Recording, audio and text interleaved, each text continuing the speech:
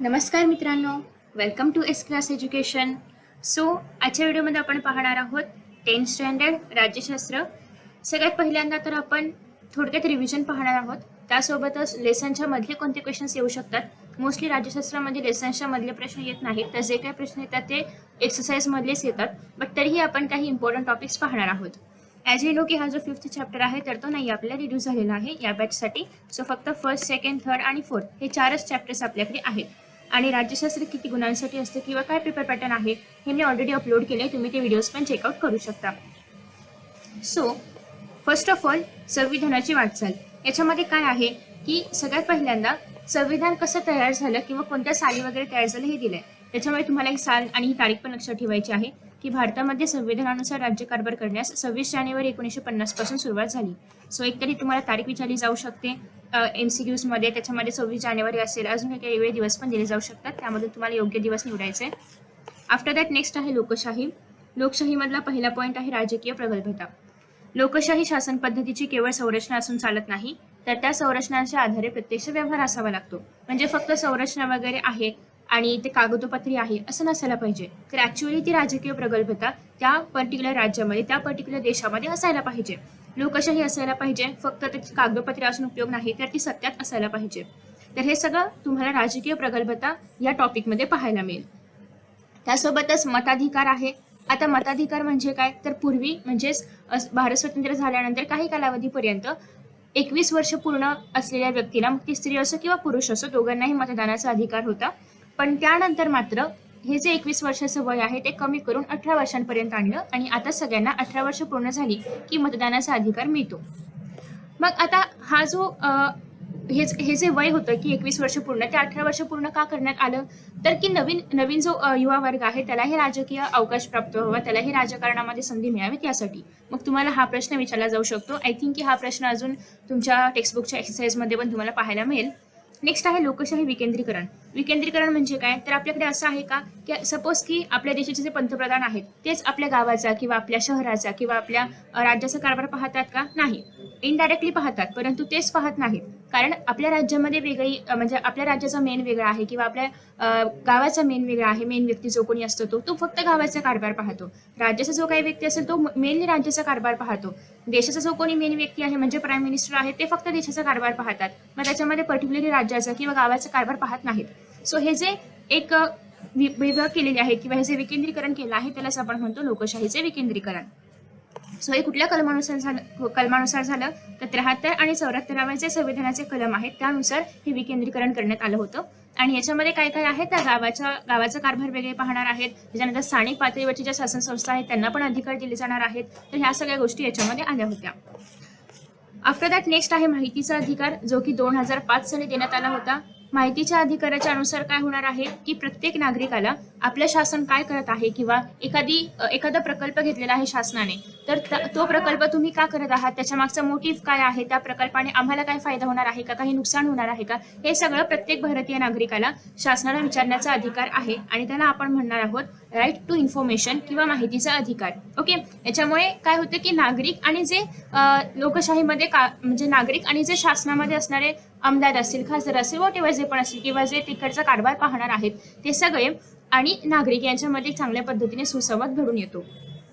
After that next आहे की 2000 नंतरच्या काळात नागरिकांसाठी सुधारणा करताना तो त्यांचा हक्क आहे असं मानून सुधारणा करण्याकडे कल होता. त्याच्या आधी असं मानलं जायचं की ते एक लाभार्थी आहेत, म्हणजे आपण नागरिकांना त्यांच्या लाभासाठी या गोष्टी करतोय, पण ते असं नाहीये. तर नागरिकांचा तो हक्क आहे. नागरिकांना देशाकडून जे काही बेनिफिट्स मिळतात हे नागरिकांचा हक्क आहे, ना की ते लाभार्थी आहेत. ओके, सो हे कधी झालं, 2000 नंतर झालं. नेक्स्ट आहे सामाजिक न्याय व समता. हे आपण खूप फास्ट करणार आहोत कारण प्रत्येक टॉपिक, प्रत्येक शब्द, त्याचा अर्थ हे याच्यामध्ये घेणं शक्य नाही. तुम्हाला जर एखादा पर्टिक्युलर टॉपिक पूर्ण एक्सप्लेन केलेला पाहायचा असेल तर मी ऑलरेडी पूर्ण सिलेबस अपलोड केलाय, तुम्ही तो चेकआउट करू शकता. सो सामाजिक न्याय आणि समता हे आपल्या संविधानाचे उद्दिष्ट आहे. हे तुम्हाला MCQs मध्ये दिलं जाऊ शकतं. सामाजिक न्याय कट केलं जाईल किंवा समता कट केलं जाईल आणि तुम्हाला त्याचा आन्सर विचारलं जाईल. आफ्टर दॅट नेक्स्ट आहे की या दोन मूल्यांवरती आधारलेला एक छान असा नवीन समाज निर्माण व्हावा, हे आपलं ध्येय आहे, म्हणजेच आपल्या संविधानाचं ध्येय आहे. सामाजिक न्याय प्रस्थापित करणे म्हणजे ज्या ज्या सामाजिक बाबींमुळे व्यक्तींवरती अन्याय होतो त्या सर्व बाबी, ते सर्व जे पण गोष्टी आहेत त्या दूर करणं आणि सर्वांना समान दर्जा देणं, याला आपण म्हणणार आहोत सामाजिक न्याय प्रस्थापित करणे. ओके, कुणावरतीही भेदभाव न करणं, मग तो वंश, जात, परंपरा, धर्म वगैरे वगैरे वगैरे, या सगळ्या गोष्टींच्या बाबतीत कोणावरतीही कुठल्याही प्रकारचा अन्याय करायचा नाही, हे सगळं याच्यामध्ये सामाजिक न्याय प्रस्थापित करणं यामध्ये येतं. नेक्स्ट आहे राखीव जागांचे धोरण. आता काही असे लोकसमूह आहेत अजूनही आपल्या देशामध्ये, अजूनही बऱ्याचशा ठिकाणी असे काही लोकसमूह आहेत की जे काही सरकारचे बेनिफिट्स आहेत, जे काही सरकारच्या योजना आहेत त्यापासून खूप वंचित आहेत. मग ते शिक्षण क्षेत्रामध्ये असो किंवा इतर कुठल्याही क्षेत्रामध्ये असो. मग असे जे लोकसमूह आहेत त्यांना काही वेगळ्या राखीव जागा असतात की ज्याद्वारे त्यांचीही प्रगती होऊ शकते, आणि अशा लोकसमूहांना आपण अनुसूचित जाती किंवा अनुसूचित जमाती असं म्हणतो. आणि यांच्यासाठी शिक्षण क्षेत्रामध्ये असो किंवा नोकऱ्यांमध्ये असो, सरकारी नोकऱ्यांमध्ये वगैरे काही जागा राखीव ठेवल्या जातात जेणेकरून त्यांचाही विकास व्हावा. सो याच्यामध्ये अनुसूचित जाती आणि अनुसूचित जमाती यांच्यासाठी काही कायदे केलेले आहेत यांच्यावरती अत्याचार होऊ नये त्यासाठी. तर बेसिकली जे आर्थिकदृष्ट्या सक्षम लोक आहेत असं बऱ्याचदा आढळून आले की ते अनुसूचित जाती जमातीचं शोषण करतात, तर असं काही होऊ नये यासाठी भारत सरकारने हा कायदा केलेला आहे. मग आता या कायद्यानुसार ज्यांच्यावरही अन्याय होत असेल ते दाद मागू शकतात न्यायालयामध्ये वगैरे, त्यांच्यावरती त्यांना न्याय देण्याचा प्रयत्न केला जातो. नेक्स्ट आहे काही अल्पसंख्याकांसाठी पण तरतुदी आहेत. मग त्यांच्यानुसार त्यांना समान हक्क मिळाला पाहिजे, त्यांना स्वातंत्र्याचा हक्क मिळाला पाहिजे, त्यांना शोषणाविरुद्धचा हक्क मिळाला पाहिजे, सांस्कृतिक, शैक्षणिक सगळे हक्क त्यांना मिळाले पाहिजे, त्यासाठी काम केलं जातं किंवा यासाठी तरतुदी आहेत. नेक्स्ट आहे महिलांसंबंधी कायदे आणि तरतुदी. हे तुम्हाला विचारलं जाऊ शकतं, असा बॉक्स दिला जाईल आणि याला असे ॲरोज दिले जातील. सो बेसिकली कोणते कोणते आहेत, एक तर सगळ्यात पहिल्यांदा वडिलांच्या आणि पतीच्या संपत्तीमध्ये महिलांना समान वाटा, हुंडा प्रतिबंधक कायदा, लैंगिक अत्याचारापासून संरक्षण देणारा कायदा, घरगुती हिंसाचार प्रतिबंधक कायदा, या काय आहेत महत्त्वाच्या तरतुदी आहेत की ज्याद्वारे महिला स्वतःचं स्वातंत्र्य जपू शकतात, स्वतःचा विकास करू शकतात, विकासासाठी एक अनुकूल वातावरण त्यांना मिळू शकतं. त्याच्यानंतर नेक्स्ट आहे की 73 आणि 74व्या कलम दुरुस्तीमुळे काय झालं की स्थानिक शासन संस्थांना त्यांना देखील काम करण्यासाठी हक्क मिळाले, अधिकार मिळाले. ओके, सो मग त्याच्या अनुसारच 33% जागा महिलांसाठी राखीव ठेवण्यात आल्या होत्या. सो हे प्रमाण तुम्हाला विचारलं जाऊ शकतं आणि अनेक राज्यांमध्ये हेच प्रमाण 50% वाढवण्यातही आलं होतं. त्याच्यानंतर नेक्स्ट आहे न्यायालयाची भूमिका. तर तुम्हाला न्यायालयाची भूमिका पण टिपा लिहिण्यामध्ये वगैरे येऊ शकते. लोकशाही बळकट करण्याच्या प्रक्रियेमध्ये आणि सामाजिक न्याय व समता या उद्दिष्टांच्या दिशेने देशाची प्रगती करण्यात भारतातील न्यायालयांची भूमिका महत्त्वाची आहे, मुख्य भूमिका आहे. नेक्स्ट आहे संविधानाची मूलभूत चौकट. ॲज यू नो की तुम्हाला याच्यामधून खूप सारे MCQs येऊ शकतात. फॉर एक्झाम्पल संविधान प्रवाही आहे, याच्यावरती तुम्हाला टिपा लिहा, सहकारण स्पष्ट करा, चुकी बरोबर ओळखा असं पण येऊ शकतं. त्यासोबतच एखाद्या जिवंत दस्तऐवजाप्रमाणे त्याचे स्वरूप असते, कारण याच्यामध्ये आपण बदल करू शकतो. मग आता संविधानामध्ये कोणीही बदल करू शकतं का, तर नाही, त्याचा अधिकार फक्त आणि फक्त संसदेला आहे. मग संसदेला एक चौकट ठरवून दिलेली आहे की त्याच्या आधारेच म्हणजे त्या गोष्टींच्या आधारेच फक्त ते संविधानामध्ये बदल करू शकतात, आणि त्या स्ट्रक्चरला किंवा त्या चौकटीला आपण म्हणणार आहोत संविधानाची मूलभूत चौकट. मग आता त्या चौकटीमध्ये काय काय आहे ते तुम्ही खाली पाहू शकता. नेक्स्ट आहे अगेन हे पण तुम्हाला ह्याच्यामध्ये काय असतं ते वेब डायग्राम मध्ये येऊ शकतं की संविधानाच्या मूलभूत चौकटीमधील तरतुदी, आणि मग तुम्हाला या 1 2 3 4 5 घटक लिहिण्यासाठी येऊ शकतं. फॉर एक्झाम्पल फर्स्ट आहे शासनाचे प्रजासत्ताक आणि लोकशाही स्वरूप. शासन प्रजासत्ताक आहे, त्याचं लोकशाही स्वरूप आहे. त्या चौकटीला धक्का न लावता संसद संविधानामध्ये जनतेच्या हितासाठी काही बदल करू शकतं. नेक्स्ट आहे संविधानाचे संघराज्यात्मक स्वरूप आहे, त्यालाही कुठेही धक्का लागता कामा नये, आणि मग काही हवं असेल त्याच्यामध्ये चेंजेस जनतेसाठी तर ते करू शकतात. देशाचे ऐक्य आणि एकात्मतेचे संवर्धन, देशाचे सार्वभौमत्व, धर्मनिरपेक्षता आणि संविधानाची सर्वश्रेष्ठता. नेक्स्ट आहे महत्त्वपूर्ण न्यायालयीन निर्णय. तर हे जे निर्णय असतात संविधानातील मूलभूत हक्कांद्वारे नागरिकांना मिळालेले संरक्षण अधिक अर्थपूर्ण करण्याच्या दृष्टीने न्यायालयाने अनेक निर्णय दिलेले आहेत. न्यायालयाने ज्या काही महत्त्वाच्या विषयांवरती निर्णय दिलेले आहेत त्यात बालकांचे हक्क, मानवी हक्कांची जपणूक, महिलांची प्रतिष्ठा, त्याचा सन्मान राखण्याची गरज, व्यक्ती स्वातंत्र्य, आदिवासींचे सक्षमीकरण, तर हे सगळे तुम्हाला अगेन वेब डायग्राम मध्ये लिहिण्यासाठी पण येऊ शकतं. ओके, सो हे जस्ट एकदा वाचायचं आहे कारण खूप इझी गोष्टी आहेत. जे हक्क आता आपल्याला मिळालेले आहेत किंवा जे आपल्याला वाटतं की परिसरामध्ये या गोष्टी आहेत त्याच्यावरती काही करण्यासाठी हक्क वगैरे आहेत का, तर ते सगळे तुम्ही जर असं डोळे वगैरे ठेवून पाहिला जोजलं तर तुम्हाला हे सगळे हक्क कुठे ना कुठेतरी पाहायला मिळतीलच. नेक्स्ट आहे हे पण खूप महत्त्वाचं आहे की सुशासनाची वैशिष्ट्य. असा पण 2 गुणांसाठी प्रश्न येऊ शकतो वेब डायग्रामचा, आणि तुम्हाला या ठिकाणी कोणतेही 4 लिहिण्यासाठी येऊ शकतं. तर तुम्ही आताच प्रिपेअर करून ठेवा की सोपे जे आहेत ते तुम्ही घेऊ शकता. आफ्टर दॅट नेक्स्ट आहे MCQs सगळे करायचे आहेत कारण MCQs अवघड नाहीयेत. नेक्स्ट आहे तुम्हाला चुकी बरोबर सांगून सकारण स्पष्ट करायचं आहे. हे सेम वाक्य तुम्हाला जे बरोबर यातलं वाक्य असेल ते वाक्य तुम्हाला सकारण स्पष्ट करा या प्रश्नामध्ये पण रिटर्न येऊ शकतं. ओके, सो जी बरोबर वाक्य आहेत त्यांचं कारण पण पाठ करायचं आहे तुम्हाला.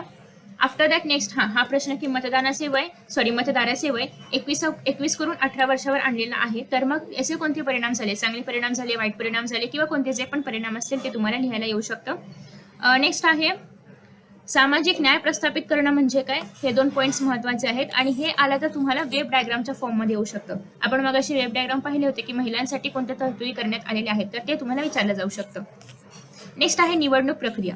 निवडणूक प्रक्रियेमध्ये एक तर सगळ्यात पहिल्यांदाच इथे आपल्याला दिलेलं होतं, कुठे गेलं की जे उमेदवार उभे राहणार आहेत निवडणुकीसाठी, तर त्यांच्या मनामध्ये म्हणजे ते कसे असावे, त्यांच्या मनामध्ये जनतेबद्दल आदर असला पाहिजे किंवा जनतेची कदर करणारे असले पाहिजेत, कार्यक्षम असले पाहिजेत, प्रामाणिक असले पाहिजेत, विश्वासू असले पाहिजेत. तर ही काय आहेत उमेदवाराची वैशिष्ट्य. तर ही सगळी वैशिष्ट्ये असली पाहिजेत. हे तुम्हाला अगेन एमसीक्यूज मध्ये नाही, डायग्राम्समध्ये किंवा वेब्समध्ये विचारलं जाऊ शकतं.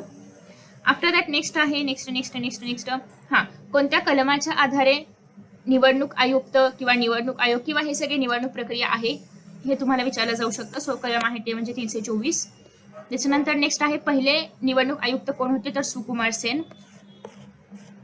नेक्स्ट आहे ते म्हणजे निवडणूक आयोगाची कार्ये. हे तुम्हाला अगेन कार्य स्पष्ट करा, कार्य लिहा असा प्रश्न येऊ शकतो 2 गुणांसाठी. तर तेव्हा तुम्हाला काय करायचं, एवढं मोठं लिहायची गरज नाही, तर फक्त नाव लिहायचं सगळ्यात पहिल्यांदा की मेन कार्य काय आहे त्याचं नाव लिहायचं, मतदार याद्या तयार करणे आणि मग खाली 1-2 ओळीमध्ये ते स्पष्ट करायचं. सेम फॉर राजकीय पक्षांना मान्यता देणं आणि 1 ते 2 ओळींमध्ये राजकीय पक्षांना मान्यता देणं काय आहे किंवा कशा पद्धतीने होतं ते तुम्हाला स्पष्ट करायचं आहे. फॉर एक्झाम्पल मतदार याद्या तयार करण्यामध्ये काय तर की आताच नुकतीच ज्यांनी 18 वर्ष पूर्ण केलेली आहेत, ज्यांना मतदानाचा हक्क मिळालेला आहे, अशा नवीन मतदारांना त्यांच्या नावाचे एक आय कार्ड वगैरे मिळतं, तर ते सगळं त्यांना देणं आणि त्याच्यानुसार त्यांचं नाव नवीन मतदार याद्यांमध्ये समाविष्ट करून घेणं हे त्यांचं काम आहे. दुसरी गोष्ट अशी की जेव्हा निवडणुका होणार असतात तर त्या निवडणुकांची पूर्ण जबाबदारी निवडणूक आयोगावरती असते. मग त्या निवडणुकांच्या आधारे त्यांचं एक वेळापत्रक तयार करणं, एक संपूर्ण कार्यक्रम ठरवणं की कुठल्या प्रभागामध्ये कशा पद्धतीने कोणत्या वेळेला कशी निवडणूक होणार आहे, तिथे कोण कोण उभं राहिले, हे सगळ्या वेळा ते निवडत असतात किंवा ते ठरवत असतात. ओके, नेक्स्ट आहे उमेदवार निवडणूक लढण्याच्या आधी त्यांना अर्ज द्यावे लागतात, तर त्या अर्जांची छाननी केली जाते. छाननी करण्यामध्ये काय असतं की खरंच ते अर्ज बरोबर आहेत का किंवा त्या अर्जामध्ये त्याला स्वतःची माहिती लिहावी लागते, त्या उमेदवाराला स्वतःची संपत्ती वगैरे सगळं काही लिहावं लागतं. मग ते सगळं आधी पाहिलं जातं की त्यांनी सगळी इन्फॉर्मेशन बरोबर भरलेली आहे का. जर इन्फॉर्मेशन बरोबर नसेल किंवा काही कारणास्तव जर तो उमेदवार त्या सगळ्या अटी नियम जे पण आहेत ते जर फॉलो करत नसेल तर मग मात्र त्यांचा अर्ज फेटाळला देखील जाऊ शकतो. नेक्स्ट आहे ते म्हणजे राजकीय पक्षांना मान्यता देणं. तर नवीन एखादा पक्ष येणार असेल तर त्या पक्षाला आधी सगळं पाहिलं जातं, तो पक्ष कसा आहे, त्याचे उद्दिष्ट काय आहेत वगैरे वगैरे, आणि मग त्यानुसार त्यांना पक्षांना त्या मान्यता दिले किंवा एखाद्या पक्षाची मान्यता रद्द करणं या सगळ्याचे अधिकार देखील निवडणूक आयोगाकडेच असतात. नेक्स्ट आहे निवडणुकीसंबंधी काही वाद वगैरे झाला असेल किंवा परत निवडणुका घ्यायच्या असतील किंवा कुठल्या तरी पक्षाला अपात्र घोषित करायचं असेल, उमेदवाराला अपात्र घोषित करायचं असेल, तर या सगळ्या गोष्टी किंवा या सगळ्याचे अधिकार अगेन निवडणूक आयोगाकडेच असतात. नेक्स्ट आहे मतदारसंघाची पुनर्रचना. आता सध्या जर आपण पाहिलं तर लोकसंख्येमध्ये एकूण सदस्य संख्या 543 आहे. हे पण तुम्हाला एमसीक्यू मध्ये विचारलं जाऊ शकतं. तर मग लोकसभेचे हे जे 543 मतदारसंघ आहेत याच्या व्यतिरिक्त कुठे मतदारसंघ निर्माण करायचे आहेत का, कुठे पुनर्रचना वगैरे करायची आहे का, या सगळ्याचं काम निवडणूक आयोगाची परिसीमन समिती करते. सो अगेन हेही तुम्हाला एमसीक्यूज मध्ये येऊ शकतं. त्याच्यानंतर नेक्स्ट आहे पहिले मतदार कोण होते, तर हिमाचल प्रदेशमधील श्याम शरण नेगी हे काय होते, पहिले मतदार होते. नेक्स्ट आहे निवडणूक प्रक्रिया स्पष्ट करा, असा पण प्रश्न येऊ शकतो. तर तेव्हा तुम्हाला याच्यावरती प्रत्येकावरती 1-2 वाक्य तयार करून लिहावं लागेल. हे सगळ्यात पहिल्यांदा तर मतदारसंघाची निर्मिती केली जाते, मग मतदार याद्यांची निश्चिती केली जाते, कोणते नवीन नावे ऍड करायचे आहेत, जे काही सबट्रॅक्ट वगैरे जे पण करायचं असेल ते. नेक्स्ट आहे मग उमेदवारांकडून जी काही अर्ज वगैरे आले असतील ते आधी तपासून पाहिले जातात, मग त्यांना परवानगी दिली जाते, मग निवडणुकांचा प्रचार होतो, मग प्रत्यक्ष मतदान केलं जातं, मग त्याच्यानंतर मतमोजणी होते, मग निवडणुकांचे निकाल लागतात आणि मग जर निकाल लागल्यानंतर काही वाद वगैरे असतील तर मग ते सोडवले जातात. सो हे तुम्हाला वेब डायग्राम भरण्यासाठी पण येऊ शकतं, मध्ये ब्लँक्स वगैरे देऊन किंवा स्पष्ट करण्यासाठी पण येऊ शकतं. नेक्स्ट आहे आचारसंहितेवरती टिप्पा लिहा येऊ शकतं. बेसिकली आचारसंहिता म्हणजे काय आहे, तर निवडणूक सुरू व्हायच्या आधी काही दिवस, निवडणूक सुरू होण्यापूर्वी काही दिवस आणि निवडणुकीच्या दरम्यानचा काळ. ओके, तर या कालावधीमध्ये राजकीय पक्ष, मतदार आणि त्या पक्षासंबंधित जे काही उमेदवार आहेत या सगळ्यांसाठी एक नियमावली तयार केली जाते की ते नियम त्या लोकांना फॉलो करायचे आहेत. आणि जे कोणी हे नियम पाळणार नाहीत किंवा जे कोणी या नियमांचं उल्लंघन वगैरे करतील तर त्यांच्यावरती कडक कारवाई केली जाते. तर अशा पद्धतीने हे नियम असतात. या नियमामध्ये काय काय असतं तर बेसिकली निवडणुका खुल्या आणि न्याय्य वातावरणामध्ये व्हाव्यात यासाठी ही आचारसंहिता असते किंवा यासाठी या योजना राबवल्या जातात ज्याला आपण म्हणतो आचारसंहिता. मग निवडणुकांच्या दरम्यान अनेक गैरप्रकार होऊ शकतात की आम्हाला मध्य वगैरे वगैरे अशी जबरदस्ती पण होऊ शकते निवडणुकांच्या आधीच्या कालावधीमध्ये आणि त्याच्यामुळे असं काही होऊ नये यासाठी आचारसंहिता किंवा ही एक नियमावली दिली जाते मतदारांसाठी पण उमेदवारांसाठी पण आणि राजकीय पक्षांसाठी पण. नेक्स्ट आहे मुक्त व न्याय्य वातावरणात घेतल्या जाणाऱ्या निवडणुका आणि त्याच्यासमोर येणारी आव्हाने. तर सगळ्यात पहिल्यांदा आव्हाने काय असतात तर आर्थिक घोटाळे होऊ शकतात, आर्थिक गैरव्यवहार होऊ शकतात आणि ते रोखण्यासाठी निवडणूक आयोग उपाययोजना करते. त्यासाठीच बऱ्याचदा आचारसंहितेमध्ये पण काही नियम समाविष्ट करून ठेवले जातात. नेक्स्ट असं आहे की काही उमेदवारांची गुन्हेगारी पार्श्वभूमी आहे हे सिद्ध होतं आणि मग ते जर खरंच सिद्ध झालं किंवा खरंच जर त्यांचा खूप मोठा गुन्हा वगैरे असेल तर मग त्यांचं जे तिकीट आहे किंवा त्यांना जी अर्जाने मान्यता दिलेली आहे त्यांच्या अर्जाला मान्यता दिलेली आहे तर ती रद्दही केली जाऊ शकते. त्यासोबतच निवडणुकांमध्ये बऱ्याचदा हिंसाही पाहायला मिळते तर ते रोखणं हे देखील निवडणूक आयोगासमोरील एक सगळ्यात मोठं आव्हान आहे. त्यासोबतच बऱ्याचदा काय होतं की राजकारणामध्ये वडिलांनंतर त्यांचा मुलगा, त्यांच्या मुलगानंतर त्यांचा मुलगा अशा पद्धतीने म्हणजे त्यांच्या कुटुंबामध्ये ते पद फिरत असतं. तर असं काय होऊ नये कारण आपल्याकडे सध्या लोकशाही पद्धत आहे त्याच्यामुळे त्याच कुटुंबाचा प्रभाव राहू नये या सगळ्यांचीही दखल घेतली जाते. ओके. नेक्स्ट आहे निवडणूक सुधारणा. आता निवडणुकांमध्ये बऱ्याचशा सुधारणा होत गेलेल्या आहेत. आधी जर आपण पाहिलं तर पेटीमध्ये वगैरे कागदावरती लिहून टाकले जायचं, गोऱ्या कागदावरती लिहून वगैरे टाकलं जायचं. आता आपल्याकडे आहेत ईव्हीएम मशीन की ज्याद्वारे आपण जस्ट एक बटन दाबून पण वोट वगैरे करू शकतो.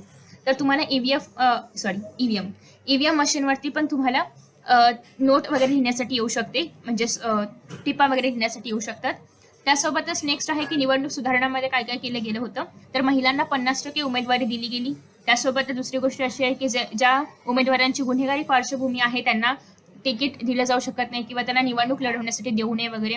त्यासोबतच निवडणुकांचा खर्च सरकारने करावा त्याच्यामुळे कुठेही राजकीय पक्षांनी जर तो खर्च केला तर त्याचा गैरवापर होऊ शकतो मतं मिळवण्यासाठी वगैरे त्याच्यामुळे खर्च सरकारने करावा. नेक्स्ट असं आहे की लोकप्रतिनिधित्वाच्या कायद्यातही त्या दृष्टिकोनातून बदल करून गुन्हेगारी पार्श्वभूमीचे जे काही उमेदवार असतील त्यांनी निवडणुकीमध्ये सहभागी होऊ नये वगैरे या सगळ्या गोष्टी पण त्याच्यामध्ये सुधारणांमध्ये आणल्या गेल्या होत्या. नेक्स्ट असं आहे की निवडणुकांचे 3 प्रकार आहेत. एक तर सार्वत्रिक निवडणुका ज्या की युजली 5 वर्षांनी लोकसभेच्या निवडणुका ज्याप्रमाणे होतात त्याला आपण म्हणतो सार्वत्रिक निवडणुका. मध्यावधी निवडणुका म्हणजे काय की कधी कधी काय होतं की निवडून आलेलं सरकार असतं परंतु बरेचसे पक्ष एकत्र येतात आणि मग ते सरकार निवडून येतं. तर बऱ्याचदा काय होतं मध्ये आल्यानंतर म्हणजे सपोज की त्या पक्षाला किंवा त्या सरकारला 1 वर्ष झालेली आहेत आणि मध्येच एखाद्या पक्षाने त्या सरकारला दिलेला बहुमताचा पाठिंबा काढून घेतला तर मग ते सरकार अल्पमतामध्ये जातं म्हणजे त्यांचं बळ किंवा त्यांचं मत कमी होणार ना कारण एका पक्षाने पूर्णतः पाठबळ काढून घेतलं आणि मग अशा वेळेस काय होतं की सरकार पडतं म्हणजे बहुमत ते सिद्ध करू शकत नाही आणि सरकार पडतं. मग अशा वेळेस काय करावं लागतं की निवडणूक आयोगाला पुन्हा एकदा निवडणुका घ्याव्या लागतात आणि ह्या वेळ पूर्ण होण्याआधी म्हणजे युजली 5 वर्षांनी निवडणुका होतात पण हे पहिल्या दुसऱ्या वर्षामध्येच यांना परत निवडणुका घ्याव्या लागतात. असं काही नाही पहिल्या दुसऱ्या वर्षामध्ये तिसऱ्या चौथ्या कधीही फक्त मुदत पूर्ण होण्याआधी जर निवडणुका होत असतील तर त्याला आपण म्हणणार आहोत मध्यावधी निवडणुका. नेक्स्ट आहे पोटनिवडणुका. आता पोटनिवडणुका म्हणजे काय की कधी कधी विधानसभा, लोकसभा किंवा स्थानिक शासन संस्थांमधीलही एखाद्या व्यक्तीचा अचानक मृत्यू होऊ शकतो किंवा एखाद्या व्यक्तीने अचानक राजीनामा जर दिला तर ते पद रिकामं राहतं आणि ते पद रिकामं राहू नये यासाठी पोटनिवडणुका घेतल्या जातात. म्हणजे ज्या निवडणुका घेतल्या जातात त्याला आपण पोटनिवडणुका म्हणतो. ओके. MCQs करायचे आहेत. नेक्स्ट असं आहे की तुम्हाला चुकी बरोबर मधलं जे सहकारण आहे तर ते कारण पण करायचं आहे कारण तुम्हाला हे सहकारण स्पष्टीकरणामध्ये पण सेपरेट प्रश्न येऊ शकतो. नेक्स्ट आहे हे थोडंसं मोठं आहे सो तुम्हाला एवढं मोठं संकल्पनाची तर येत नाही. मग बेसिकली कसं येऊ शकतं की निवडणूक आयोगाची भूमिका लिहा हे सेपरेट येईल किंवा मतदाराची भूमिका सेपरेट लिहिण्यासाठी येऊ शकते किंवा राजकीय पक्ष आणि उमेदवार यांची निवडणूक प्रक्रियेमधील भूमिका हे सेपरेट लिहिण्यासाठी येऊ शकतं. सो बेसिकली हे सेपरेट येऊ शकतं. ओके. त्याच्यामध्ये दुसरा प्रश्न येणार नाही कारण याच्याबद्दल जास्त काही इन्फॉर्मेशन आपल्या टेक्स्टबुकमध्ये नाहीये. सो एकतर निवडणूक आयोगाची कार्य स्पष्ट करा मगाशी सांगितल्याप्रमाणे तुम्हाला आधी कार्य लिहायचे आहेत आणि मग ते थोडक्यात स्पष्ट करायचे आहेत. आचारसंहिता पण स्पष्ट करा येऊ शकतं. MCQs ॲज युजल सगळे करायचे आहेत. मतदारसंघाची पुनर्रचना कशा पद्धतीने केली जाते याच्यामध्ये परिसीमन समिती वगैरे हे सगळं तुम्हाला ऍड करावं लागेल. आणि मध्यावधी निवडणुका खूप इझी आहे. आता आपण जस्ट पाहिलं हार्डली 4 ते 5 ओळी आहेत. एक एवढंच उत्तर आहे. सो बेसिकली हे सगळे खूप छोटी प्रश्न उत्तर आहेत त्याच्यामुळे तुम्ही सगळे आरामात करू शकता. नेक्स्ट आहे राजकीय पक्ष. जसं की आपण आधीच्या पाठामध्ये पाहिलं की निवडणूक प्रक्रिया काय असते, निवडणूक कशा पद्धतीने लढवली जाते वगैरे वगैरे आपण सगळं थोडक्यात पाहिलेलं आहे. मग आता आहे राजकीय पक्ष. राजकीय पक्ष म्हणजे काय की देशाच्यासाठी किंवा जनतेची सेवा करण्यासाठी काही लोक एकत्र येतात आणि त्यासाठी त्यांना सत्ता हवी असते. मग सत्ता प्राप्त करण्यासाठी जेव्हा काही लोक एकत्र येतात, निवडणूक प्रक्रियेमध्ये भाग घेतात, तेव्हा त्यांना आपण म्हणणार आहोत राजकीय पक्ष. आता राजकीय पक्ष जेव्हा निवडणूक लढवतात, ती जिंकतात आणि त्यानंतर ती सत्ता मिळवतात आणि मग ते त्यांचं शासन स्थापन करतात आणि मग ते जनतेची सेवा करतात. ओके. मग आता हे जे राजकीय पक्ष आहेत त्यांची काही ठळक वैशिष्ट्ये आहेत. एक तर सगळ्यात पहिलं सत्ता मिळवणे ऑब्व्हियसली आहेच. नेक्स्ट असं आहे की विचारसरणीचा आधार. तुम्ही पाहिलं असेल प्रत्येक राजकीय पक्ष जे आहेत, मग ते बीजेपी असो, शिवसेना असो, मनसे असो, कुठलाही राजकीय पक्ष असो, सो कुठलाही पक्ष असो, प्रत्येक पक्षाचा काहीतरी एक विचारसरणी आहे आणि त्या विचारसरणीच्या अनुसारच तो पक्ष चालत असतो आणि प्रत्येकाची विचारसरणी डिफरंट आहे. सो त्या विचारसरणीमुळे काय होतं, जर लोकांना ती विचारसरणी आवडली तर मग लोक त्या पक्षाला पाठिंबा देतात आणि त्याला निवडून देतात. ओके. तिसरं आहे ते म्हणजे पक्ष कार्यक्रम. मग आता ही जी विचारसरणी असेल, त्यांची जी काही XYZ विचारसरणी असेल, ती विचारसरणी प्रत्यक्षात यावी यासाठी हे पक्ष कार्यक्रम आयोजित करतात आणि मग त्याच्यानुसार त्याची अंमलबजावणी, त्या विचारसरणीची अंमलबजावणी केली जाते. नेक्स्ट आहे सरकार स्थापन करणं. आता ऑब्व्हियसली निवडणूक जिंकलेली आहे, सत्ता मिळालेली आहे, त्या सरकार स्थापन केलं जातं आणि मग त्या देशाचा, राज्याचा, कुठल्याही प्रदेशाचा राज्यकारभार केला जातो. आहे शासन आणि जनता यांच्यामधील दुवा. आता राजकीय पक्ष काय करणार आहेत की जनतेला काय हवं आहे किंवा जनतेच्या काय गरजा आहेत, जनतेला अजून काय डेव्हलपमेंट हवी आहे, जे पण गोष्टी असतील तर त्या गोष्टी राजकीय पक्ष ज्यांचं शासन असेल त्यांच्यापर्यंत नेऊन पोहोचवतात आणि मग त्याच्याबद्दल ज्या काही योजना वगैरे शासनाने तयार केल्या असतील तर त्या योजनांची माहिती पुन्हा जनतेपर्यंत पोहोचवतात. याचा अर्थ राजकीय पक्ष काय आहे, दोघांमधला एक ब्रिज आहेत, एक दुवा आहेत.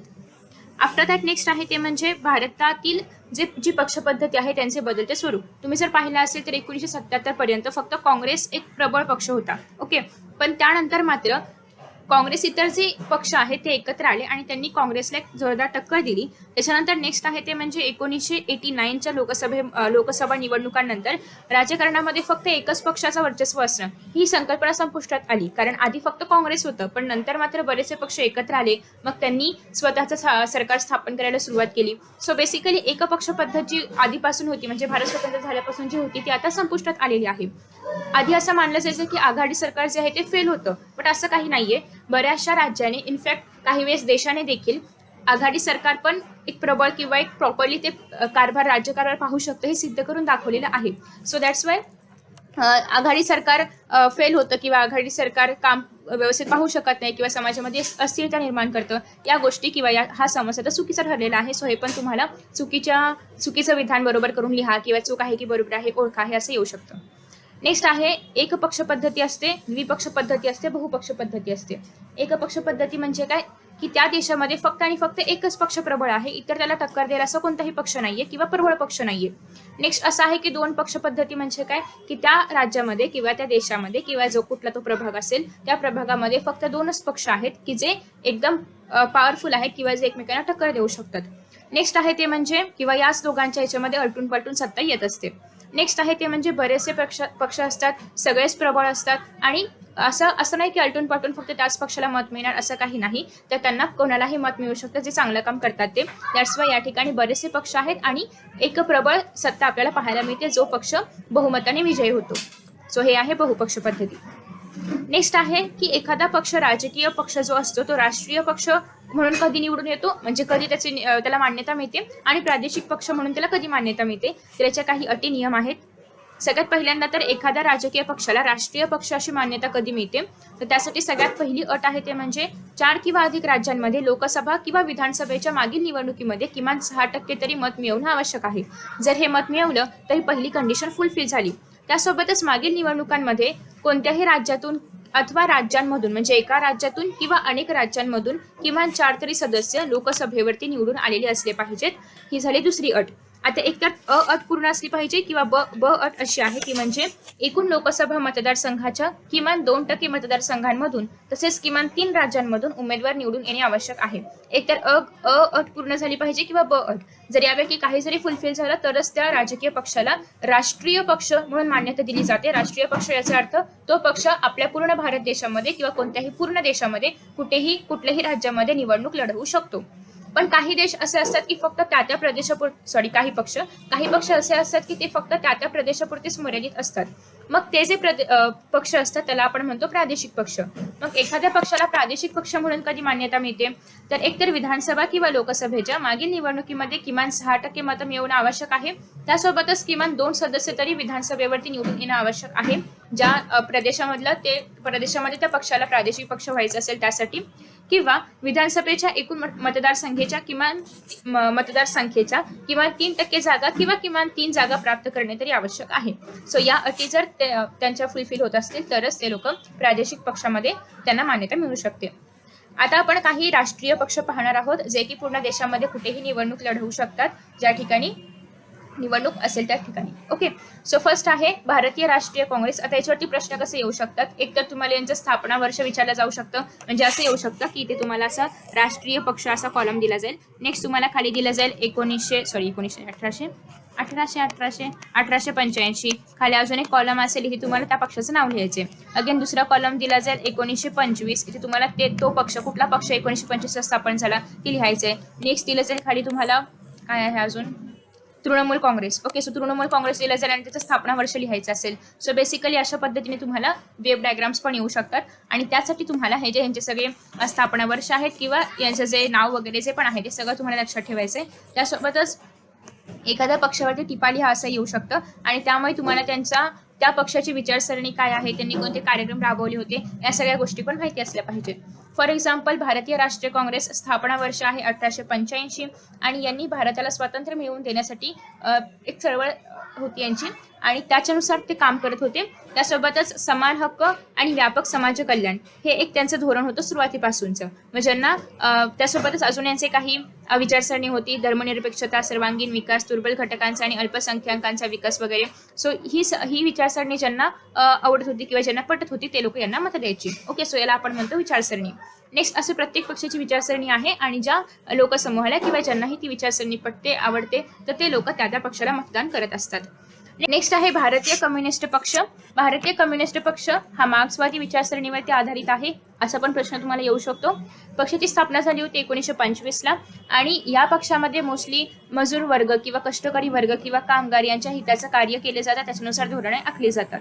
नेक्स्ट असं आहे की 1960 मध्ये सोव्हिएत युनियन आणि चीन हे दोन एक प्रबळ देश होते. तर मग यांच्यापैकी कोणाचं नेतृत्व स्वीकारायचं याच्या संदर्भात या पक्षामध्ये दोन गट तयार झाले. काही म्हणत होते की आम्ही चीनचं नेतृत्व स्वीकारणार, काही म्हणत होते आपण सोव्हिएत युनियनचं नेतृत्व स्वीकारलं पाहिजे. आणि मग विचार पटले नाहीत आणि त्याच्यामुळे या पक्षामध्ये फूट पडली आणि याच्यापासून एक नवीन पक्ष तयार झाला ज्याचं नाव आहे भारतीय कम्युनिस्ट पक्ष मार्क्सवादी. आणि हा पक्ष 1964 साली तयार झाला. याची ही धोरणं किंवा याची विचारसरणी आपण पुढे पाहणार आहोतच. नेक्स्ट आहे चिन्ह पण तुम्हाला लक्षात ठेवायचं आहे प्रत्येक पक्षाचं. आफ्टर दॅट नेक्स्ट आहे भारतीय जनता पक्ष. भारतीय जनसंघ हा पक्ष 1951 मध्ये स्थापन झाला. दुसरी गोष्ट अशी आहे की 1977 मध्ये स्थापन झालेल्या जनता पक्षात हा भारतीय जनसंघ पक्ष विलीन झाला, परंतु हे स्वरूप काही फार काळ टिकलं नाही आणि मग त्या पक्षामध्ये फूट पडली. पक्षामध्ये फूट पडल्यानंतर अगेन भारतीय जनसंघाने काय केलं, भारतीय जनता पक्ष या नावाने नवीन पक्ष सुरू केला, जो की सुरू झाला होता 1980 मध्ये. आणि आता आपण जे स्वरूप पाहतो आहोत भारतीय जनता पक्षाचं, तर ते कधी स्थापन झालं होतं 1980 मध्ये. सो तुम्हाला साल किती लिहायचं आहे, 1980 लिहायचं आहे. ओके, भारतातील प्राचीन संस्कृती असेल, परंपरा असेल, यांचं जतन केलं पाहिजे, आर्थिक सुधारणांवरती भर दिला पाहिजे, अशी काहीशी विचारसरणी होती या पक्षाची. नेक्स्ट आहे भारतीय कम्युनिस्ट पक्ष मार्क्सवादी. याच्यामध्ये मेन विचार कोणते होते, तर समाजवाद, धर्मनिरपेक्षता, लोकशाही हे सगळे विचार होते किंवा ही सगळी धोरणं होती. नेक्स्ट असं आहे की साम्राज्यवादास या पक्षाचा विरोध होता. कामगार, शेतकरी, शेतमजूर यांच्या हितसंदर्भात जपणूक करणं हे या पक्षाचं धोरण होतं. आफ्टर दॅट नेक्स्ट आहे बहुजन समाज पक्ष. बहुजन समाज पक्ष या पक्षाची स्थापना झाली होती 1984 मध्ये. जे दलित आहेत किंवा जे आदिवासी आहेत, जे मागासवर्गीय आहेत, अल्पसंख्याक आहेत, त्यांच्यासाठी आपण बहुजन हा शब्द वापरतो. आणि मग या समाजाला सत्ता मिळवून देणं हे बहुजन समाज पक्ष या पक्षाचं उद्दिष्ट होतं. नेक्स्ट आहे भारतीय राष्ट्रीय काँग्रेस, आपण ऑलरेडी पाहिले. नेक्स्ट आहे राष्ट्रवादी काँग्रेस पक्ष. काँग्रेस पक्षामधून मगाशी आपण पाहिलं की या ठिकाणी भारतीय राष्ट्रीय काँग्रेस हा पक्ष स्थापन झाला होता 1885 आणि याचा मेन मोटिव्ह होता की आपल्या भारताला स्वातंत्र्य मिळवून देणं, यासाठी चळवळी करणं. बट नेक्स्ट काय झालं की या पक्षामध्येही काही वाद झाले होते. ते वाद मी ऑलरेडी प्रिव्हियस व्हिडिओमध्ये एक्सप्लेन केले. तुम्हाला हवा तर तो व्हिडिओ तुम्ही चेकआउट करू शकता, कारण आता हा व्हिडिओ खूप मोठा होईल. तर बेसिकली त्या पक्षामध्ये काही फूट पडली आणि यापासून नवीन पक्ष तयार झाला, तो म्हणजे राष्ट्रवादी काँग्रेस पक्ष. हा जो राष्ट्रवादी काँग्रेस पक्ष आहे हा 1999 मध्ये स्थापन झाला आणि याच्या मेन गोष्टी होत्या त्या म्हणजे लोकशाही, समता, धर्मनिरपेक्षता या सगळ्या मूल्यांवरती या पक्षाचा फोकस होता. नेक्स्ट आहे की 1999 ते 2014 पर्यंत महाराष्ट्रामध्ये हा पक्ष सत्तेवरती होता आणि 2004 ते 2014 पर्यंत देखील केंद्रावरती सत्तेवरती होता. इतका प्रदीर्घ काळ हा पक्ष काँग्रेसच्या नेतृत्वाखाली आघाडीचा एक घटक पक्ष होता. नेक्स्ट आहे तृणमूल काँग्रेस. तृणमूल काँग्रेस म्हणजेच काय, ऑल इंडिया तृणमूल काँग्रेस पक्षाची स्थापना झाली होती 1998 मध्ये आणि 2016 मध्ये निवडणूक आयोगाने या पक्षाला राष्ट्रीय पक्ष म्हणून मान्यता दिली. त्याच्या आधी हा पक्ष कसा होता, प्रादेशिक पक्ष होता. याचं धोरण काय आहे तर लोकशाही, धर्मनिरपेक्षता आणि दुर्बल घटकांचे संरक्षण. नेक्स्ट तुम्हाला प्रादेशिक पक्ष काय असं विचारलं जाऊ शकतं. तर आपल्या देशामध्ये बरेचसे प्रदेश आहेत, तर प्रत्येक प्रदेशाचा अभिमान बाळगणारे त्या प्रदेशाचे जे लोक असतात तर त्यांना असं वाटतं की आपल्या प्रदेशाचा विकास झाला पाहिजे. ओके, सो असा एक विचार घेऊन किंवा असं एक धोरण घेऊन बरेचसे लोक एकत्र होतात, एक लोकसमूह तयार होतो आणि ते लोक मग आपल्या प्रदेशाचा विकास व्हावा, आपल्या प्रदेशामध्ये लोकांना वेगवेगळ्या संधी मिळाव्यात, नोकरीसाठी म्हणा किंवा इतर कामासाठी, जे काही गोष्टी असेल त्यासाठी संधी मिळाव्यात, यासाठी हे जे पक्ष काम करतात किंवा निवडणूक लढवतात याला आपण म्हणणार आहोत प्रादेशिक पक्ष. पण हे पक्ष फक्त त्या प्रदेशापुरते मर्यादित असतात. तर भारतातील प्रादेशिक पक्षांचे बदलते स्वरूप तुम्ही रीड करू शकता. हे खूप मोठं आहे, सो हे मोस्टली नाही येणार, बट आपण आता पक्षांची नावं आणि त्यांचे काही मेन मोटिव्ह पाहणार आहोत. फर्स्ट ऑफ ऑल आहे शिवसेना. महाराष्ट्रामधील एक प्रमुख राजकीय पक्ष आहे. महाराष्ट्रामधला आहे फक्त शिवसेना, एक प्रादेशिक पक्ष आहे. नेक्स्ट आहे स्थापना झाली होती 1966 मध्ये आणि जे मराठी माणसं आहेत महाराष्ट्रामध्ये त्यांच्या हक्कांची जपणूक व्हावी, मराठी भाषेचे संवर्धन व्हावे आणि परप्रांतीयांना विरोध करणं, हे काही मेन मुद्दे होते शिवसेनेचे. आफ्टर दॅट नेक्स्ट आहे 1995 मध्ये पहिल्यांदा भारतीय जनता पक्ष यांच्याशी युती करून शिवसेना महाराष्ट्रामध्ये सर्वप्रथम सत्तेवरती आला होता आणि 2014च्या निवडणुकीनंतर महाराष्ट्रामध्ये भाजपासोबत सत्तेत सहभागी आहे. आणि आता तुम्हाला माहिती आहे की आपल्या महाराष्ट्रामध्ये महाविकास आघाडी आहे, ज्यामध्ये शिवसेना, भारतीय राष्ट्रीय काँग्रेस आणि राष्ट्रवादी काँग्रेस या तिघांची महाविकास आघाडी आहे, तिघांची युती आहे आणि हे आघाडी सरकार सध्या आपल्या महाराष्ट्रामध्ये आहे. नेक्स्ट आहे 2019 मध्ये निवडणुकांनंतर काँग्रेस पक्ष आणि राष्ट्रवादी काँग्रेस पक्ष यांच्यासोबत महाविकास आघाडी करून हा पक्ष सत्तेत आलेला आहे. त्याच्यानंतर नेक्स्ट आहे शिरोमणी अकाली दल. पंजाबमधील महत्वाचा प्रादेशिक पक्ष आहे आणि 1920 मध्ये स्थापना झाली होती. धार्मिक आणि प्रादेशिक अस्मिता जोपासण्यास प्राधान्य देण्यात आलं. नेक्स्ट असं आहे की पंजाबमध्ये अनेक वर्ष हा पक्ष सत्तेवरती होता. जम्मू आणि काश्मीर नॅशनल कॉन्फरन्स 1932 साली स्थापना झाली आहे या पक्षाची आणि काश्मीरी जनतेच्या हितसंबंधीचा पाठपुरावा करणं, स्वायत्ता जोपासणं या सगळ्यासाठी हा पक्ष प्रयत्न करत असतो. नेक्स्ट आहे आसाम गण परिषद. स्थापना झाली होती 1985 मध्ये. निर्वासितांचे प्रश्न सोडवणे, आसामची संस्कृती वगैरे जपणे हे सगळे या पक्षाचे धोरण आहेत किंवा मूल्य आहेत किंवा हे पक्ष त्यासाठी काम करतात. नेक्स्ट आहे द्रविड मुन्नेत्र कळघम. 1920 मध्ये जस्टिस पार्टी या ब्राह्मणेतर चळवळीचे रूपांतर द्रविड मुन्नेत्र कळघम या पक्षामध्ये झाले आणि या पक्षाचा मेन मोटिव्ह काय आहे तर तमिळ अस्मिता जोपासण्याचे प्रयत्न करणे. त्याच्यानंतर नेक्स्ट तुम्हाला या ठिकाणी काही अनालिसिस पाहायला मिळते की भारतामधील प्रादेशिक पक्ष आणि त्यांचे जे म्हणजे प्रत्येक पक्षाचं नाव आहे आणि त्यांनी किती जागा जिंकल्या होत्या 1914च्या निवडणुकीमध्ये आणि 1909च्या निवडणुकीमध्ये. आफ्टर दॅट नेक्स्ट असं आहे की MCQ सगळे करायचे आहेत, चुकी बरोबर पण. सो या पाठामधले मेन इम्पॉर्टंट प्रश्न आहेत प्रादेशिकता आणि राजकीय पक्षांची ठळक वैशिष्ट्ये. ओके, लास्ट चॅप्टर आहे तो म्हणजे सामाजिक आणि राजकीय चळवळी. तर याच्यामध्ये आपल्याला बऱ्याचशा चळवळी पाहायच्या आहेत. एक तर तुम्हाला पहिली गोष्ट चळवळ म्हणजे काय हे माहिती असलं पाहिजे, सो त्याची डेफिनेशन तुम्ही याच्यामधून घेणार आहात. आणि नेक्स्ट आहे चळवळ म्हणजे काय हे तुम्हाला पॉईंट वाईज पाहायला मिळते. एक तर चळवळ ही एक सामूहिक कृती आहे की ज्यामध्ये लोकांचा सक्रिय सहभाग असतो आणि चळवळ ही एका विशिष्ट प्रश्नाभोवती फिरत असते. आपण मगाशी पाहिलं होतं राजकीय पक्ष म्हणजे काय, जनतेसाठी असतात, बट तिथे सत्ता मिळवून मग लोकांचा म्हणजे जनतेची सेवा करणं किंवा जनतेचे प्रश्न सोडवणं याच्यावरती फोकस असतो. मात्र चळवळ म्हणजे काय तर लोक एकत्र येतात आणि पर्टिक्युलर प्रश्नाभोवती ते चळवळ करत असतात. नेक्स्ट आहे चळवळीसमोर एखादा सार्वजनिक प्रश्न किंवा जो काही त्या प्रसंगी मेन प्रश्न असेल तर तो असतो. चळवळीचा एक नेता असतो जो की नेतृत्व करत असतो, त्याच्यानुसार ती चळवळीची दिशा वगैरे ठरत असते. नेक्स्ट आहे चळवळींच्या संघटना पण असतात, शेतकरी संघटना वगैरे असेल. कोणत्याही चळवळीला जनतेचा पाठिंबा असणं आवश्यक आहे. जर जनताच नसेल तर मग ती चळवळ चालू राहू शकत नाही किंवा ती चळवळ तेवढी प्रभावी नसणार. ओके. आणि मग ही चळवळ काय करतात की चळवळीमधले जे लोक आहेत तर ते राजकीय पक्षांवरती म्हणजे प्रभाव टाकतात किंवा राजकीय पक्षांवरती त्यांना असं सांगतात की आम्हाला हे काम करून पाहिजेच. आणि मग जेवढा जास्त जनतेचा सपोर्ट असेल त्यानुसार राजकीय पक्षांना ते जे काही योजना आहे किंवा जे काही काम असेल ते त्यांना करून द्यावं लागतं. ओके.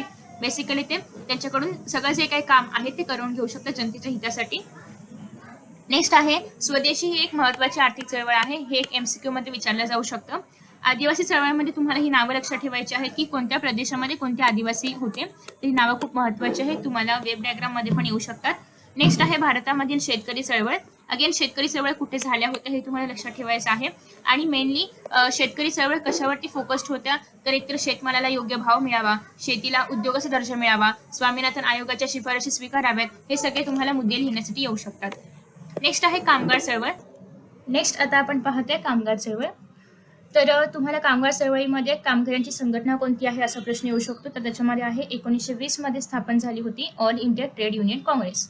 अगेन कामगार चळवळ वरती टीप लिहिण्यासाठी पण येऊ शकते. नेक्स्ट आहे स्त्री चळवळ. स्त्री चळवळीमध्ये कोण कोण होतं म्हणजे कोणत्या कोणत्या व्यक्ती होत्या यासाठी तुम्हाला एक चार्ट वगैरे येऊ शकतो. तर त्याच्यामध्ये लिहायचं आहे ईश्वरचंद्र विद्यासागर, राजा राममोहन रॉय, महात्मा ज्योतिराव फुले, सावित्रीबाई फुले, महर्षी धोंडो केशव कर्वे, पंडिता रमाबाई रानडे यांपैकी तुम्ही कोणाचीही 4 जणांची नावं लिहू शकता. अगेन याच्यामध्ये कोणते मेन प्रश्न होते ज्याच्यावरती फोकस केला गेला होता तर ते होते विधवा पुनर्विवाह. नेक्स्ट आहे स्त्री शिक्षण, बालविवाहास विरोध, या काही मेन गोष्टी होत्या. त्यासोबतच स्त्रियांना मतदानाचा अधिकार मिळावा या काही गोष्टी त्याच्यामध्ये होत्या ज्यांच्यासाठी स्त्री चळवळ केल्या जात होत्या. नेक्स्ट आहे पर्यावरण चळवळ. पर्यावरण चळवळ ॲसिनोकिक पर्यावरणाचा ऱ्हास ही एक गंभीर समस्या आहे आणि तो ऱ्हास रोखण्यासाठी आंतरराष्ट्रीय पातळीवरतीही बऱ्याचशा उपाययोजना केल्या जात होत्या. आणि याच्यामध्ये मग जंगल आवरण असेल किंवा नद्यांचे प्रदूषण रोखणं असेल, विविध पाण्याच्या विविध स्रोतांचं जतन करणं असेल, जैवविविधतेचं संरक्षण करणं असेल, हरितपट्ट्याचे संरक्षण असेल, या सगळ्या गोष्टींवरती या चळवळी काम करत होत्या. नेक्स्ट आहे तुम्हाला डॉक्टर राजेंद्र सिंह यांच्यावरती टिप लिहिण्यासाठी येऊ शकते. कारण यांना आपण भारताचे जलपुरुष या नावाने ओळखतो. तर त्यांना का या नावाने ओळखलं जातं कारण त्यांनी राजस्थानमध्ये हजारो जोहड निर्माण केले होते. त्यासोबतच त्यांनी वाळवंटामध्ये नद्यांना पुनरुज्जीवित करणं या सगळ्या गोष्टींवरती बरंचसं काम केलं होतं. नेक्स्ट आहे ग्राहक चळवळ. ग्राहक चळवळ 1986 मध्ये अस्तित्वात आली होती. यानुसार ग्राहकांना त्यांचे हक्क माहिती असावेत किंवा ग्राहकांची कुठेही फसवणूक होऊ नये. ग्राहकांमध्ये बऱ्याचदा असं होतं ना की पदार्थांमध्ये भेसळ वगैरे करून दिली जाते तर ते ग्राहकांची फसवणूक आहे. तर ग्राहकांना अशा पद्धतीने फसवलं वगैरे जाऊ नये यासाठी ग्राहक चळवळ अस्तित्वात आली की या सगळ्या फसवणुकी बद्दल किंवा या सगळ्या फसवणुकीविरोधी ग्राहक देखील न्याय मागू शकतात. तर अशा पद्धतीने या सगळ्या चळवळ आहेत आणि या व्हिडिओमध्ये आपण पूर्ण राज्यशास्त्र कव्हर केलेलं आहे. सो फ्रेंड्स सॉरी बट या व्हिडिओमध्ये पूर्ण टॉपिक किंवा पूर्ण पॉईंट वाईज एक्सप्लेन करणं शक्य नव्हतं कारण हा व्हिडिओ छोटासा करायचा होता आणि ऑब्व्हियसली लास्ट मोमेंट रिव्हिजन आहे. सो फक्त प्रत्येक टॉपिक काय आहे त्याच्यामध्ये नेमकं काय सांगितलंय आणि त्याच्यावरती कोणते प्रश्न येऊ शकतात हेच फक्त आपण या व्हिडिओमध्ये पाहिले. आता जस्ट आपण काही इम्पॉर्टंट क्वेश्चन्स पाहूया या चॅप्टरमधले. तर एकतर आहे आदिवासी चळवळ. तर याच्यामध्ये तुम्हाला ती नावं लक्षात ठेवायची आहेत म्हणजे कोणत्या प्रदेशामध्ये कोणते आदिवासी होते आणि त्यांचा मेन त्यांचा चळवळ करण्यामागचा उद्देश हाच होता की त्यांना वनसंपत्ती जी आहे त्याच्यावरती त्यांचा अधिकार त्यांना पाहिजे होता कारण इंग्रजांनी तो अधिकार काढून घेतला होता. So that's the main motive हा होता की त्यांचा अधिकार त्यांना मिळावा आणि मग त्यासाठीच हे कोणते आदिवासी कोणत्या प्रदेशांमधून लढले होते किंवा त्या चळवळीमध्ये होते ते तुम्हाला मेन्शन करायचं आहे. नेक्स्ट आहे कामगार चळवळ. याच्यामध्ये तुम्हाला त्या संस्थेचं मेन नाव लिहायचं आहे आणि कामगार चळवळ का झाली होती हे लिहायचं आहे. तर बेसिकली याच्यामध्ये तुम्ही जर पाहिलं तर ग्राहक चळवळ का अस्तित्वात आली याच्याबद्दल तुम्हाला प्रश्न विचारला जाऊ शकतो सहकारण स्पष्टकारामध्ये. नेक्स्ट आहे चळवळीला एका खंबीर नेतृत्वाची आवश्यकता नसते दिले इथे तर तुम्हाला असतेही विचारलं जाऊ शकतं आणि कारणे लिहामध्ये पण येऊ शकतं. नेक्स्ट आहे लोकशाहीमध्ये चळवळींना फार महत्व असते. हा प्रश्न येऊच शकतो 100% कारण हा खूप इम्पॉर्टंट आहे. त्याच्यानंतर स्वातंत्र्यपूर्व काळामध्ये स्त्री चळवळींसाठी म्हणजे स्त्री चळवळी कोणत्या सुधारणांसाठी लढवल्या गेल्या होत्या हा एक प्रश्न येऊ शकतो. आणि नेक्स्ट आहे ते म्हणजे या दोघांपैकी कोणताही एक येऊ शकतो. सो दोन्ही पण नक्की करून ठेवा. तर हे काही इम्पॉर्टंट क्वेश्चन्स आहेत. अगेन MCQs तुम्हाला करायचेच आहेत. सो आय होप की हा व्हिडिओ आवडला असेल. बाकीचा हा शेवटचा लेसन तर रिड्यूस्ड आहे. Thank you so much for watching this video. Best of luck for exams. आणि पेपर पॅटर्नचा व्हिडिओ नक्की पहा, कारण त्याच्याद्वारे तुम्हाला कळेल की अजून काय अभ्यास बाकी आहे किंवा काय अभ्यास केला पाहिजे. So bye bye.